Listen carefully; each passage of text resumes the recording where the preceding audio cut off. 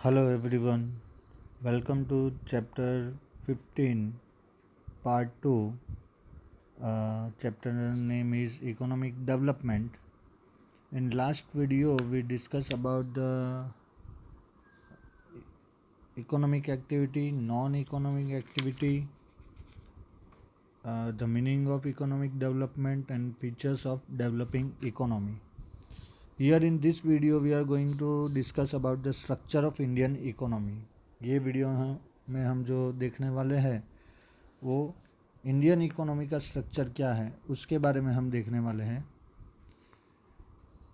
तो वीडियो चालू करने से पहले एक request again which I am doing every time that like the video and share the video and send me your comments and suggestions as well as your query. So let's start the topic structure of Indian economy. So various occupations and economic activities are classified in 3 sections. तो जितनी भी economic activity है या जितने भी occupations है उसको 3 sector में डिवाइड किया जाता है। एक है एग्रीकल्चर, प्राइमरी सेक्टर जिसको बोलते हैं, secondary sector industries and third service sector और tertiary sector is service sector. ये 3 सेक्टर में कोई भी इकोनॉमी जो है उसको डिवाइड किया जाता है। The classification of economic activities are recognised as commercial structure. All this 3 sections and activities included in them may be classified as first primary sector. So agriculture and agriculture related activities such as cattle rearing, cattle breeding, fishing, poultry farm, collection of forest product, mining of raw metal etc. are included in primary sector section. तो ये सब primary sector में आता है जो agriculture से related है। Secondary जो सेक्टर है उसमें आती है इंडस्ट्रीज। तो small and large scale industries, factories, construction, electricity, gas and water supply are included in this section. This section is also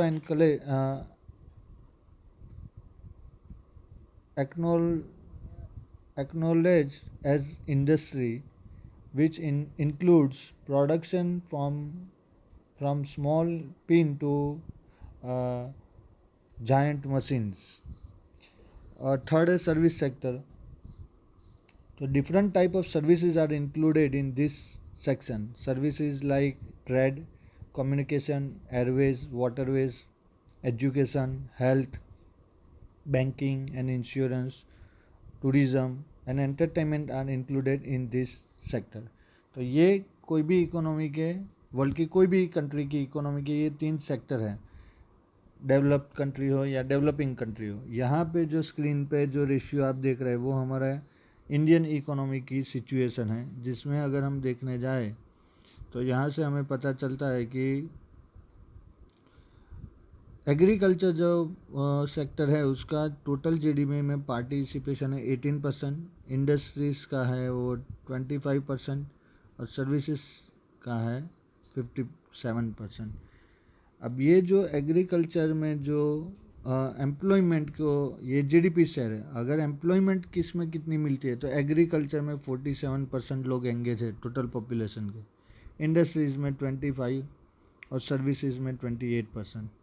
तो यहाँ से ये प्रूव हो जाता है कि India is one of the developing nation of the world, क्योंकि develop nation में ये जो सर्विस सेक्टर है वहाँ पे नंबर ऑफ़ पीपल ज़्यादा होते हैं 70%, इंडस्ट्रीज़ में या तो 60% गिन लो, इंडस्ट्रीज़ में इतने ज़्यादा होता है। एग्रीकल्चर में हार्डली 8 to 10%, बस इतने लोग एग्रीकल्चर में काम करते हैं, इसलिए वो डेवलप नेशन है। क्योंकि 70 जब सर्विस सेक्टर में काम करते हैं तो service sector need high qualification and skill, क्योंकि सर्विस सेक्टर में डॉक्टर इंजीनियर बनना है तो उसके लिए पढ़ाई करनी पड़ती है, तो यहाँ आपकी स्किल डेवलप्ड होती है।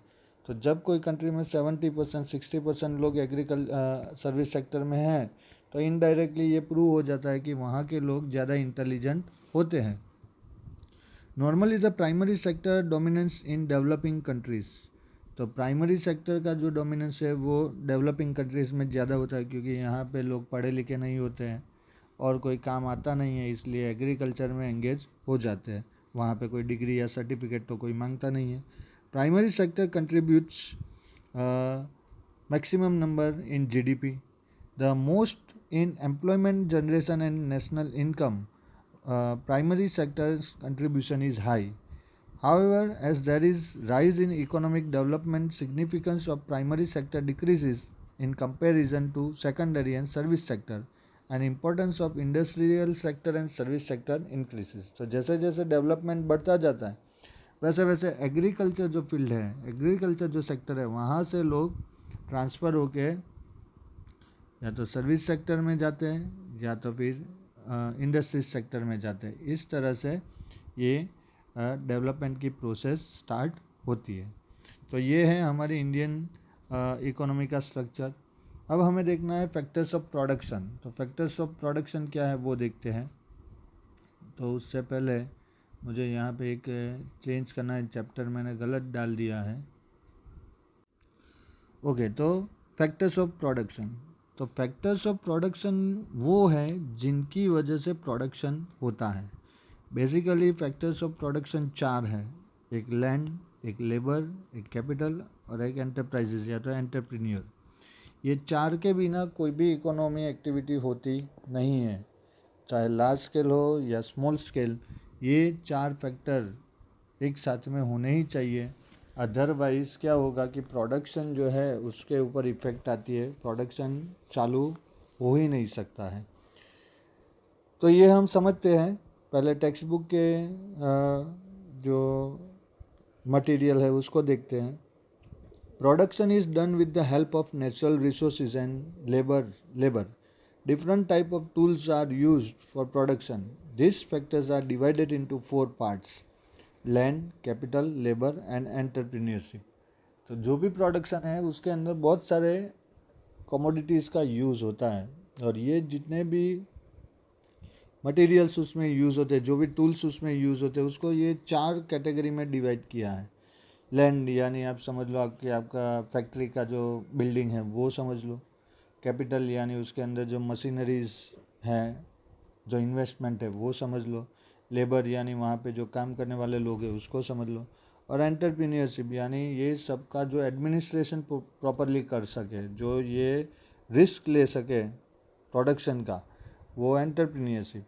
अब यहाँ पे पहले चारों चार को समझ लेते हैं। फर्स्ट है land. So in normal sense, land is the upper layer of surface of the earth. But in terms of economics, land means different type of natural resources, which includes forests, rivers, mountains, minerals present in the interior of the earth, metals, etc. present on the earth's surface. Thus, land is natural tool for production. यानी जहाँ से ये भी raw material provide होगा वो land में count होगा. Capital, man-made instruments helpful in production process such as instruments, tools, houses, etc. included in capital, property, assets and investment, etc. तो जो भी आप बिल्डिंग बनाओगे उसके लिए पैसा चाहिए, या जो भी एसेट्स आपको चाहिए, या जो भी टूल्स चाहिए जिसके लिए इन्वेस्टमेंट करना पड़ेगा, वो सब कैपिटल में आएगा. लेबर, तो लेबर मीन्स मेंटल और physical work done with the aim to obtain monetary gain. तो लेबर किसको बोलेंगे कि जहाँ पे मेंटल और फिजिकल, यानी मेंटल वर्क वही कर सकता है जो पढ़ा लिखा हो, वरना फिर फिजिकल वर्क ही करना पड़ता है क्योंकि वहाँ दिमाग तो चलता नहीं है. अभी डॉक्टर बनना है तो मेंटल वर्क करना पड़ेगा, वहाँ पे फिजिकल वर्क करने जाओगे तो ऑपरेशन सक्सेसफुल नहीं होगा. इसलिए यहाँ पे मेंटल वर्क जो है वो ज़्यादा प्रॉफिटेबल है. पर जो भी मेंटल वर्क हो या फिजिकल वर्क हो, पैसे कमाने के लिए वो अगर किया जाए तो उसको हम लेबर में काउंट कर सकते हैं. Labour is a living factor of production. तो प्रोडक्शन के जो 4 फैक्टर हैं उनमें से ये लिविंग फैक्टर है. Work of farm labour, workers, teachers, doctors, artisans etcetera is called labour. तो ये सबको लेबर में काउंट कर सकते हैं. एंड लास्ट है entrepreneurship. The person who efficiently combines the 3 factors of production, land, capital and labor, is called entrepreneur. The process of coordinating the 3 factors of production in profit making process is called entrepreneurship. तो जो person ये तीन factor land, capital और labour को एक दूसरे से coordinate करता है उसको एंटरप्रेन्योर बोलेंगे। और ये जो प्रोसेस है प्रॉफिट गेन करने की उसको बोलेंगे एंटरप्रेन्योरशिप। अब फॉर एग्जांपल आपके पास लैंड है, कैपिटल है, एंटरप्रेन्योर भी है, यानी आप खुद ये सब मैनेज कर सकते हो, पर आपके पास लेबर नहीं मिल रहा है तो प्रोडक्शन चालू होगा नहीं। अब सपोज लेबर है, कैपिटल है, एंटरप्रेन्योरशिप है, पर लैंड नहीं है, रॉ मटेरियल नहीं है, तो भी आपका बिजनेस नहीं चालू होगा। अब लैंड है, लेबर है, एंटरप्रेन्योरशिप है, पर कैपिटल नहीं है, इन्वेस्टमेंट के लिए पैसा नहीं है, तो नहीं होगा। लैंड है, कैपिटल है और लेबर है, पर उसको मैनेज करने वाला कोई आइडिया नहीं है, कोई रिस्क लेने को तैयार नहीं है, कोई डेयरिंग करने को तैयार नहीं, तो भी ट्रेड होगा नहीं। तो ये चार जो है वो है फैक्टर्स ऑफ प्रोडक्शन। ये आगे जितना भी आप इकोनॉमिक्स पढ़ोगे वहाँ पे कंटिन्यू आपके साथ ही रहेंगे। अब हमें देखना है distribution of factors of production, इसका डिस्ट्रीब्यूशन किस हिसाब से और कैसे होता है। तो human wants are unlimited while resources to fulfil them are limited. तो हमारी जो वांट्स है, हमारी जो डिज़ायर्स है वो अनलिमिटेड है, और उसको फुलफिल करने वाले जितने भी रिसोर्सेज हैं अर्थ के ऊपर वो सब लिमिटेड है। No nation of the world has resources in unlimited quantity. ऐसी टेक्निक अभी तक नहीं हुई है कि हम लोग सोलर एनर्जी, विंड एनर्जी, ये सब एनर्जी को एक्सट्रीमली यूज़ कर सके। इसलिए जितने भी रिसोर्सेज को हम यूज़ करते हैं वो लिमिटेड है, और वर्ल्ड में कोई ऐसी कंट्री नहीं है जिसके पास अनलिमिटेड रिसोर्स हो, कभी ना कभी तो वो ख़त्म हो गए। There will always be scarcity of factors of production. जो चार फैक्टर्स है प्रोडक्शन के उसकी भी स्कैसिटी होती है। लैंड पॉसिबल है कि हर बार अवेलेबल नहीं हो रॉ मटेरियल, कैपिटल का प्रॉब्लम आ सकता है, लेबर का प्रॉब्लम आ सकता है। As a result every country faces problems related to allocation of resources. अब जब कोई वस्तु की कमी होती है वहाँ पे ये क्वेश्चन आता है उसके एलोकेशन का, कि कहाँ पे उसको एलोकेट करें। फॉर एग्जांपल आपके पास लिमिटेड पैसा है जिससे आप कोई एक ही सब्जेक्ट की टेक्स्ट बुक परचेस कर सकते हो, तो ये परचेस करना है वो आपकी वांट है, और एक ही अवेलेबल है, अवेलेबल बहुत सारी है, वो रिसोर्स है, पर आप एक ही खरीद सकते हो, तो ये उसकी स्कैसिटी हो गई। अब सपोज़ आप मैथ्स की लोगे तो एसएस की रह जाएगी, एसएस की लोगे तो साइंस की रह जाएगी, साइंस की लोगे तो इंग्लिश की रह जाएगी, ये सिचुएशन। तो इसको बोलते हैं कि अब जो पैसा आपके पास है उसको आप कहाँ पे एलोकेट करोगे, कौन सी वो बुक आप लोगे कि सबसे ज़्यादा आपको बेनिफिट हो। फॉर एग्जांपल आपने मैथ्स ले ली तो मैथ्स में आपको बेनिफिट होगा, पर उसके सामने बाकी सब्जेक्ट जो है वो आपकी चॉइस में से गए, अभी वो आपके कंट्रोल में नहीं है। तो यहाँ पे ये प्रॉब्लम आता है कि ये जो फैक्टर्स ऑफ प्रोडक्शन है उसका अरे ये जो रिसोर्सेज है उसका एलोकेशन कैसे करें। Many questions arise such as why, when and how much quantity of limited resources can be used. तो इससे बहुत सारे ऐसे क्वेश्चन जनरेट होते हैं कि कहाँ, कैसे, किस तरह से ये जो लिमिटेड रिसोर्स है उसको यूज़ करें। तो उसमें टॉपिक्स है, एक देखते हैं अनलिमिटेड वांट्स। तो human wants are uncountable and unlimited, so many wants originate from one want. बहुत सारी वांट्स जो है हमारी जितनी भी वांट्स है वो अनलिमिटेड है, पर कुछ वांट्स ऐसी होती है जो एक वांट में से जनरेट होती है। Many requirements are to be fulfilled again and again while many wants arise because of development of science and technology. Thus, because of many reasons, wants become unlimited. So, in order to fulfill the one has to make selection among wants. तो कुछ wants ऐसी होती है जो continuous हमें fulfil करनी पड़ती है, और फुलफिल करने के बाद वापस वही वॉन्ट्स अराइज भी हो जाती है, जैसे भूख लगना। तो एक बार आपने खाना खा लिया तो ऐसा नहीं है कि वो एंड हो गया, सुबह में खाया दोपहर में वापस खाना पड़ता है तो ये अराइज हुई वॉन्ट्स, उसको फुलफिल तो किया पर वापस से वो वॉन्ट्स सामने आ गई। और कुछ ऐसी होती है वॉन्ट्स जो साइंस और टेक्नोलॉजी के डेवलपमेंट की वजह से होती है, जैसे नया मोबाइल फ़ोन आ गया या टैबलेट आ गया, तो ये वॉन्ट्स जो है वो अनलिमिटेड है। वैसे तो देखने जाए तो वॉन्ट्स के 3 टाइप्स भी हैं। एक ऐसी वॉन्ट्स होती है जो नेसेसरी होती है, जिसको फुलफ़िल करना ही पड़ता है। एक ऐसी वॉन्ट्स होती है जो शॉर्ट टाइम के लिए हम उसको डिले कर सकते हैं उसको, और एक ऐसी वॉन्ट्स है जो हम परमानेंटली कैंसिल कर सकते हैं। अब फॉर एग्जांपल एक्सीडेंट हुआ, डॉक्टर ने प्रिस्क्रिप्शन के ऊपर मेडिसिन लिख दी, अब ये हमें नेसेसरी है, लानी ही पड़ेगी, वहाँ पे हमारे पास कोई ऑप्शन नहीं है। अब वहाँ पे हम बार्गेनिंग नहीं कर सकते हैं कि कोई टूल अगर ऑपरेशन के लिए डॉक्टर ने मंगाया तो ऐसा नहीं बोलते हैं कि भाई इसके बदले कुछ और है, ये नेसेसिटी हो गई। सेकंड वन से वो थोड़े टाइम के लिए हम डिले कर सकते हैं। जैसे अभी आपको 10th में हो तो बाइक चाहिए होगा, पर your age is not sufficient for licence, तो यहाँ पे आप रुक सकते हो कि भाई 12th पास हो जाने दो, उसके बाद हम बाइक ले लेंगे। तो ये यहाँ पे आपने वेट किया। और कुछ वॉन्ट्स ऐसी हैं जो कैंसिल ही कर सकते हैं, जैसे कि मर्सिडीज़ कार लेना। अभी इनकम 10,000 है और मर्सिडीज़ कार, तो वो फुलफ़िल होने का चांसेस बहुत ही कम है, तो यहाँ वो वॉन्ट्स कैंसिल भी हो सकती है। तो ये हमारे ऊपर डिपेंड है कि कौन सी वॉन्ट्स को हमें किस तरह से फुलफ़िल करना है। सेकंड है important order in term of necessity. As the resources to satisfy wants are limited, the individuals has to decide which want is more important. तो जैसे मैंने अभी टेक्स्ट बुक का आपको बोला कि मैथ्स की है, साइंस की है, एसएस की है, इंग्लिश की है, अब कौन सी टेक्स्ट बुक लेनी है। He has to satisfy his requirements in the other of priority, order of priority. तो यहाँ पे रिक्वायरमेंट्स जो है उसको कैसे सेटिस्फाई करना है वो प्रायोरिटी के ऊपर डिपेंड है कि अभी नेसेसरी कौन सी है, एसएस की कि मैथ्स की कि साइंस की कि इंग्लिश की। Whichever requirement is more important that has to be satisfy early and later on the others. तो जो सब्जेक्ट की रिक्वायरमेंट अभी ज़्यादा है वो बुक हम पहले लेंगे, बाकी की बुक हम बाद में लेंगे। थर्ड है लिमिटेड रिसोर्सेज। तो factors of production mainly include natural wealth and man made wealth.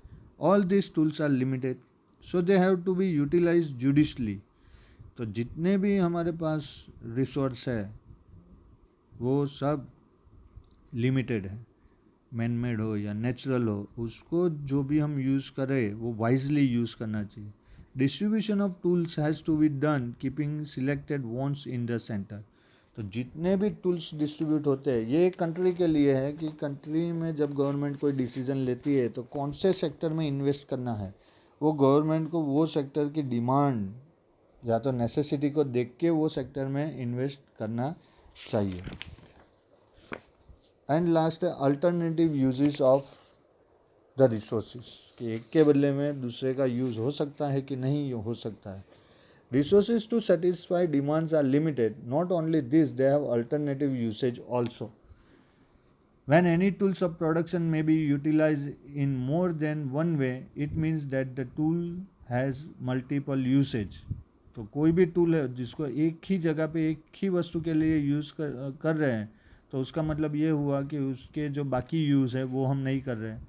So it may be said that this usage is alternative, यानी अगर हम वो अल्टरनेटिव यूज़ करना चाहें तो कर सकते हैं। For example, if wheat is sown in a land, bajra, maize, groundnut or any other yield cannot be cultivated, other usage of the land has to be stopped. तो यहाँ पे वीट जो है वो बाजरा या तो माइज या तो ग्राउंड नट की जो लैंड है वहाँ कल्टीवेट नहीं होगा, तो यहाँ पे हमने लैंड का जो अदर यूज़ है उसको स्टॉप कर दिया। Thus, in above mentioned condition, distribution of factor of production is done in such a way that they satisfy to maximum possible demands.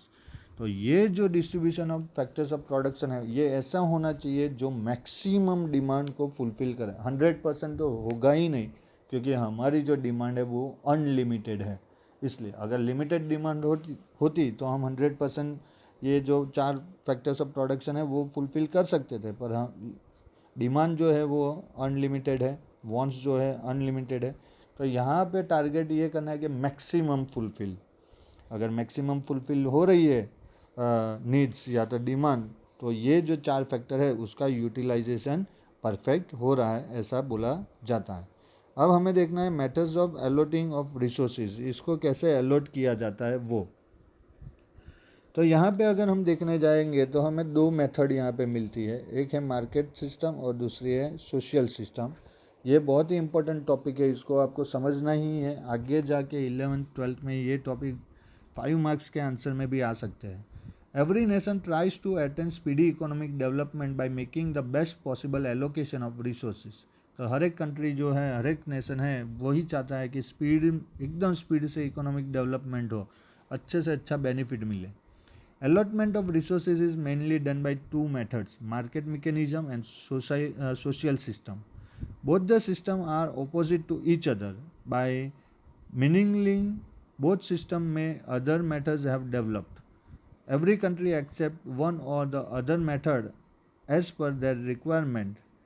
तो कोई भी कंट्री ये दोनों में से कोई भी एक मेथड तो यूज़ करती होंगी या तो दोनों मेथड यूज़ करते हैं। तो ये हमें जानना है कि ये एक्चुअली में मेथड क्या है। तो मार्केट सिस्टम को देखने जाए तो ये एक्चुअली में प्राइवेटाइजेशन जैसी मेथड है, जहाँ पे गवर्नमेंट का इन्वॉल्वमेंट कम होता है, जिसको कैपिटलिस्ट सिस्टम बोलते हैं। अब जनरली जो डेवलप्ड नेशन है वहाँ पे ये सिस्टम ज़्यादा हमें देखने को मिलती है। तो यहाँ जो डेफिनेशन है वो स्क्रीन पे आपको दिख रही है। Government does not have any specific economic policy और does not play an role in this method. So nations like America, Japan, etc. have made their economic development through market system. Market system is also called capitalist system. In this method, the process of resource allocation is done on the basis of profit scope. तो यहाँ पे सबसे ज़्यादा important profit का होता है, और profit का इम्पोर्टेंट कहाँ किसको सबसे ज़्यादा होता है, तो जो प्राइवेट सेक्टर की जो फील्ड्स हैं, जो इंडस्ट्रीज़ है, उनमें सबसे ज़्यादा इम्पोर्टेंस प्रॉफिट का होता है, इसलिए ये कैपिटलिस्ट सिस्टम भी बोला जाता है इसको। इन this system in production and is related activities profit is eight the centre. तो यहाँ पे जो भी प्रोडक्शन होता है या जो भी ये फैक्टर्स को यूज़ करते हैं, उसका मेन जो बेस होता है वो होता है मैक्सिमम प्रॉफिट को गेन करना। People invest in those industries where they find more scope of profit. तो यहाँ पे इन्वेस्टमेंट वही फील्ड में ज़्यादा होगा जहाँ सबसे ज़्यादा प्रॉफिट मिलता हो। Market is completely free in this system. तो ये अलग अलग टाइप के मार्केट होते हैं। मैं आपको कुछ नाम आपको मार्केट के बताता हूँ अभी, खाली आपके आइडिया के लिए। बाकी यही टॉपिक आपको जब 11th स्टैंडर्ड में जाओगे और कॉमर्स फैकल्टी में रहोगे तो आपको यही टॉपिक वापस पढ़ने में आएगा कि अलग अलग टाइप के मार्केट्स कौन से होते हैं। तो मैं यहाँ पे आपको खाली एक आपके इन्फॉर्मेशन के लिए, जस्ट फॉर नॉलेज, आपको बता देता हूँ कि मार्केट जो होते हैं वो होते हैं परफेक्ट कंपटीशन मार्केट होता है, फिर मोनोपोली मार्केट होता है, फिर मोनोपोलिस्टिक मार्केट होता है, ओलिगोपोली मार्केट होता है। ये अलग अलग टाइप के मार्केट होते हैं कंपटीशन के बेस के ऊपर। फिर क्वांटिटी के बेस के ऊपर मार्केट होते हैं, उसमें होलसेल मार्केट है, रिटेल मार्केट है। लोकेशन के बेस के ऊपर अगर देखने जाए तो लोकल मार्केट है, रीजनल मार्केट है, नेशनल मार्केट है, इंटरनेशनल मार्केट है। तो ये सब मार्केट है। और मार्केट की डेफिनेशन भी होती है कि जहाँ पे सेलर्स और बायर्स डायरेक्टली या इनडायरेक्टली एक दूसरे के कांटेक्ट में आते हैं तो उसको मार्केट बोलते हैं। पर हमें यहाँ ये बात नहीं करनी, ये आपके खाली इन्फॉर्मेशन के लिए था। तो जो मार्केट होता है ये मार्केट सिस्टम में क्या होता है कि ये मार्केट कम्प्लीटली फ्री होता है, जहाँ पे गवर्नमेंट का इन्वॉल्वमेंट बहुत ही कम होता है या तो बिल्कुल नहीं होता है।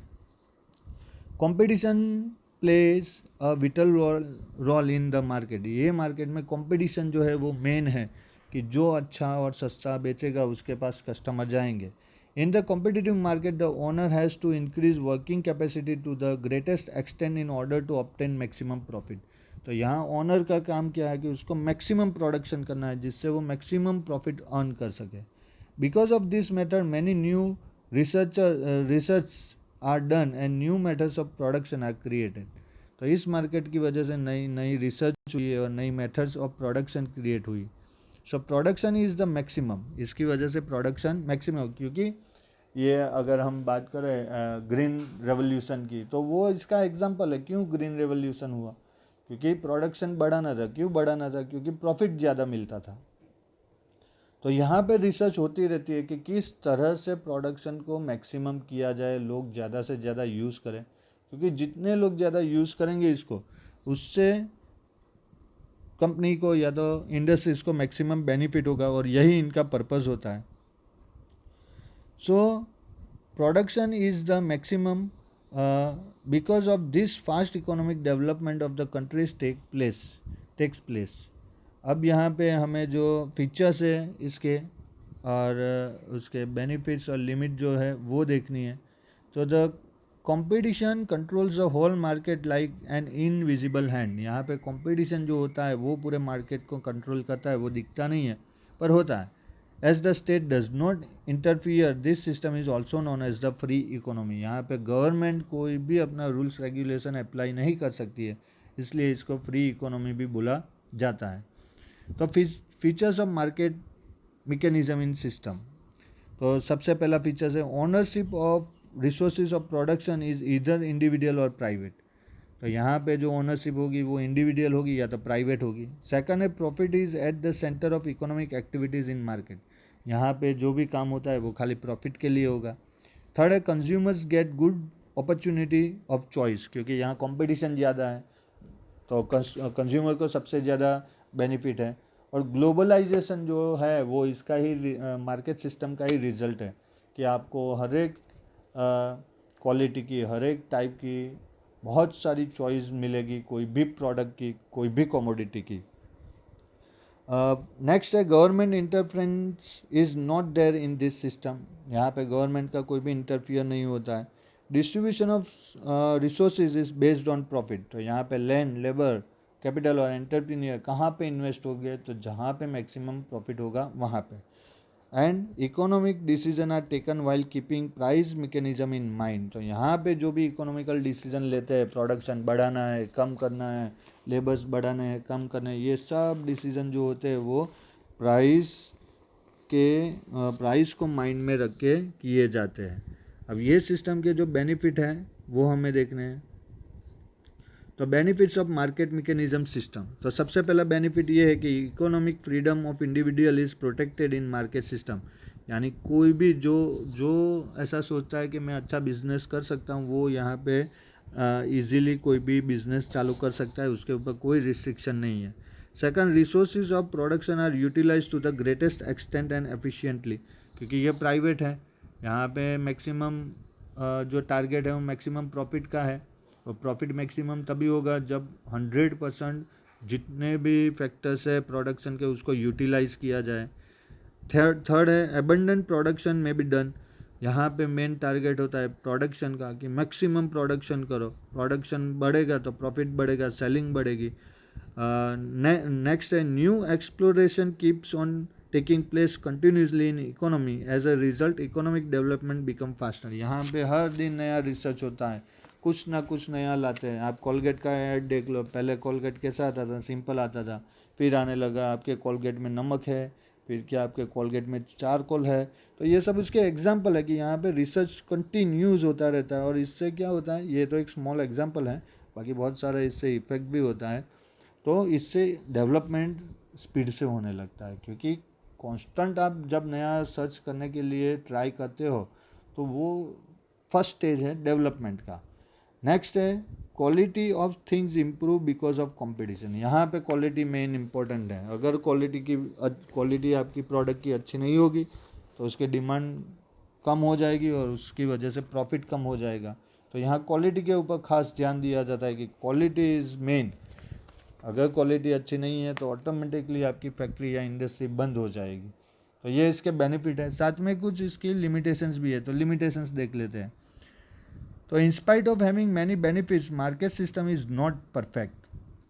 There are many disadvantages and limitation of it.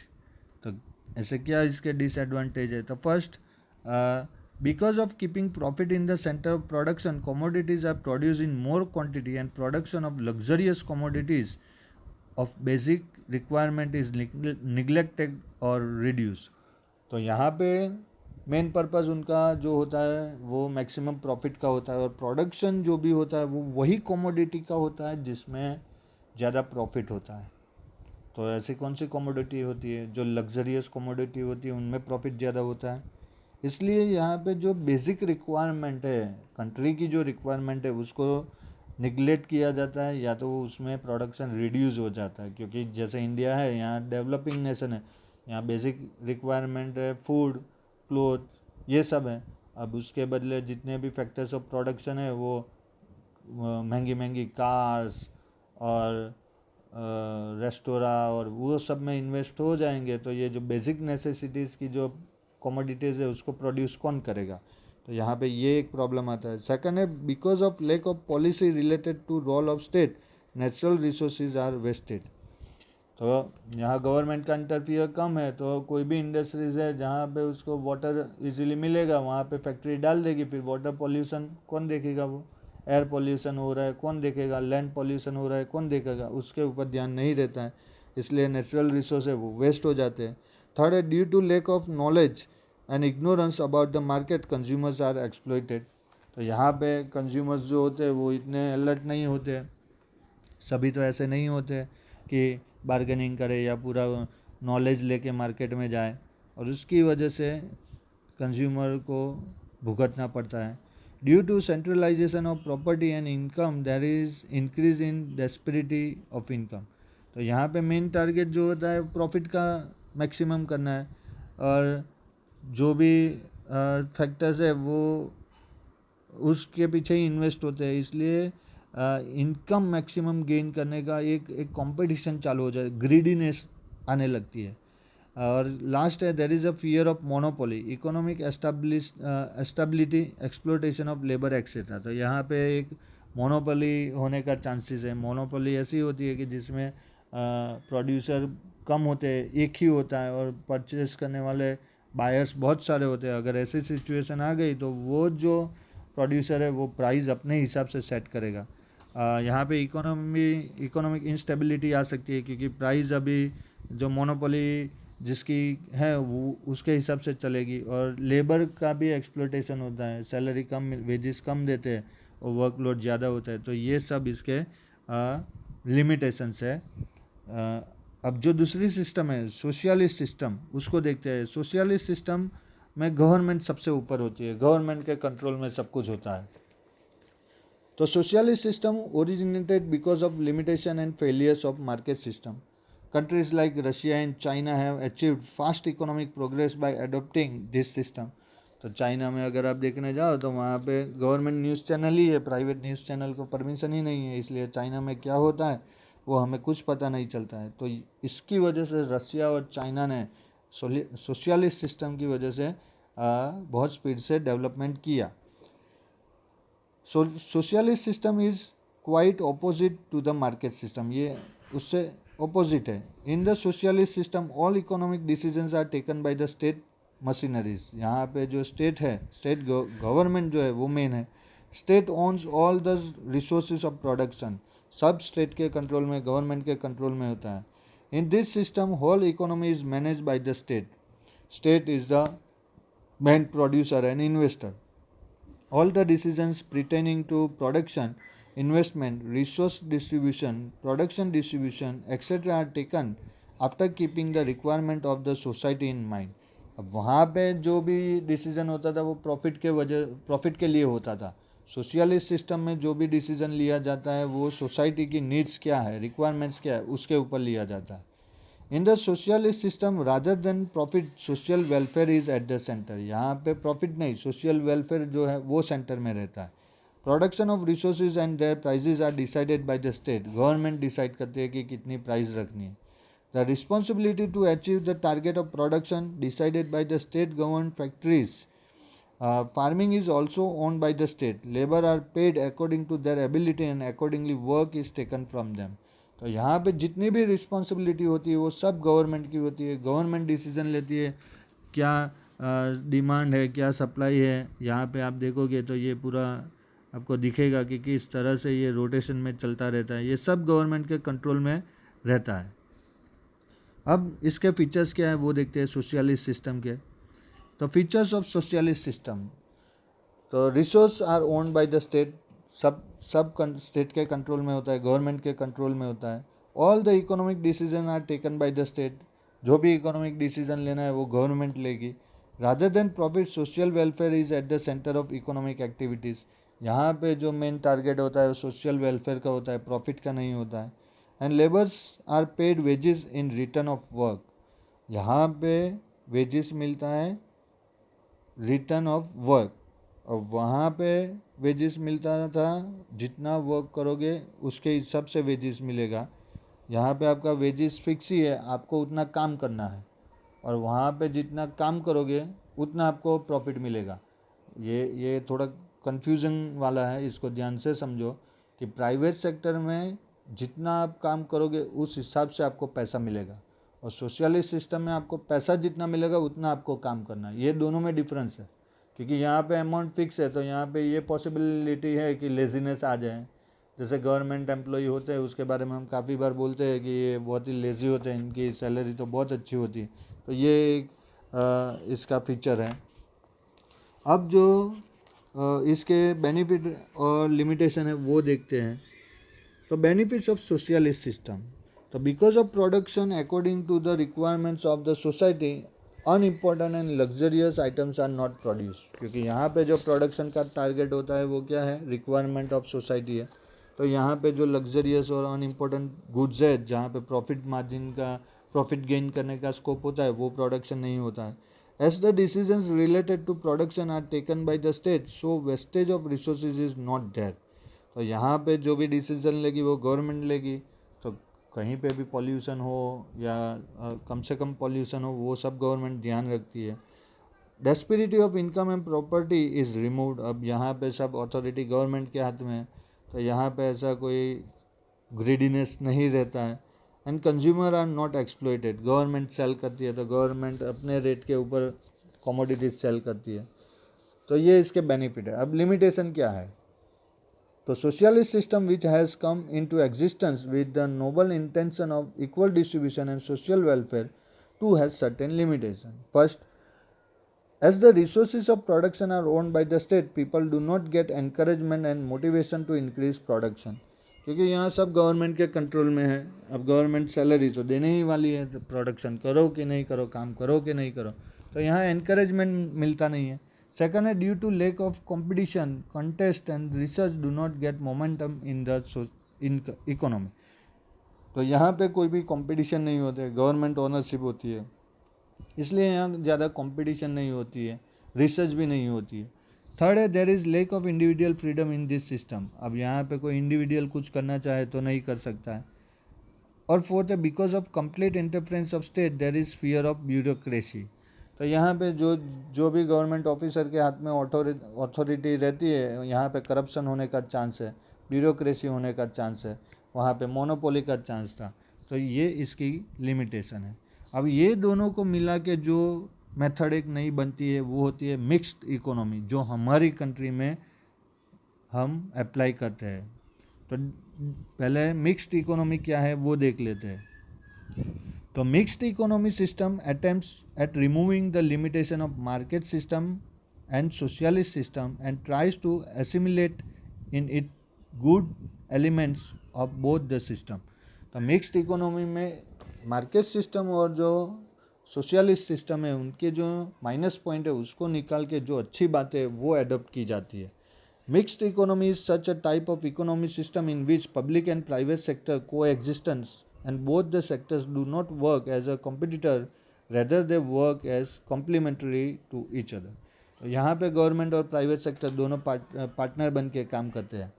There is individual or private ownership in agriculture, trade, small consumer, good industries, etc. While basic is areas like heavy industries, factories producing defense material, railway, electricity, road, irrigation, etc. owned by the state. तो कुछ ऐसे sectors है जहाँ पे private और government partnership ownership होती है, बाकी जो की इंडस्ट्रीज़ है कंट्री की उसकी जो अथॉरिटी है वो गवर्नमेंट के पास ही होती है, जैसे रेलवे है, डिफेंस है, इलेक्ट्रिसिटी है। वो अब तो इलेक्ट्रिसिटी में प्राइवेट आ गया है पर रेलवे में अभी नहीं आया है। In this system, market is not completely free. Government lays control in different ways. For example, state lays heavy tax on production of unwanted things. In the same way, industries in the backward areas are encouraged by giving subsidy, relaxation in tax etc. तो ये government का control है कि backward area को develop करने के लिए वहाँ इंडस्ट्रीज एस्टेब्लिश करने के लिए गवर्नमेंट सब्सिडी देते हैं, टैक्स रिलैक्सेशन देते हैं, और अनवांटेड थिंग्स का प्रोडक्शन कंट्रोल करने के लिए उसके ऊपर हैवी टैक्स इम्पोज करते हैं. Thus, mixed economy is such an economic system in which important place is given to economic planning in taking economic decision. Coexistence of private and public sector is accepted in system. This system is also called controlled economic system because of the restriction and control. Countries like India, France and England follow mixed economy. We so far studied about market system, socialist system and mixed economy as deciding factors for economic decision and distribution of resources. तो ये तीन method से कोई भी economy work करती है. There is no country in the world today where there is absolute market system और socialist system. दुनिया की कोई भी ऐसी कंट्री नहीं है जहाँ कंप्लीट मार्केट सिस्टम हो या सोशलिस्ट सिस्टम हो. Both the system have lost their individual features and have assimilated into mixed economy. Market system witness indulgence of planning element and state interference, while socialist system witnesses economic relaxation and economic liberalization. तो ये दोनों उसके जो plus minus point है वो यहाँ पे mixed economy में प्लस हो जाते हैं. But demerits are also witness in mix economy. Mix economy के भी माइनस पॉइंट है. For example, economic instability, lack of coordination, inconsistent economic policy, low rate of growth of economic development etc. There are limitation in mixed economy. तो mixed economy के भी बहुत सारे minus point है कि यहाँ पे इकोनॉमिक इंस्टेबिलिटी रहती है, प्राइवेट और गवर्नमेंट सेक्टर का कोऑर्डिनेशन में प्रॉब्लम रहता है, इकोनॉमिक पॉलिसी अप्लाई करने में प्रॉब्लम रहता है, जो ग्रोथ रेट है वो लो होता है, और ये सब की इफ़ेक्ट इकोनॉमिक डेवलपमेंट पर होती है. तो ये भी लिमिटेशन, मिक्स इकोनॉमी की भी लिमिटेशन है. तो यहाँ पे ये चैप्टर ख़त्म होता है. यही टॉपिक आगे जाके 11th स्टैंडर्ड में आपको डिटेल में पढ़ना है. इसके बाद वाले वीडियो में हम बात करेंगे लिबरलाइजेशन और ग्लोबलाइजेशन, इकोनॉमिक लिबरलाइजेशन और ग्लोबलाइजेशन के बारे में.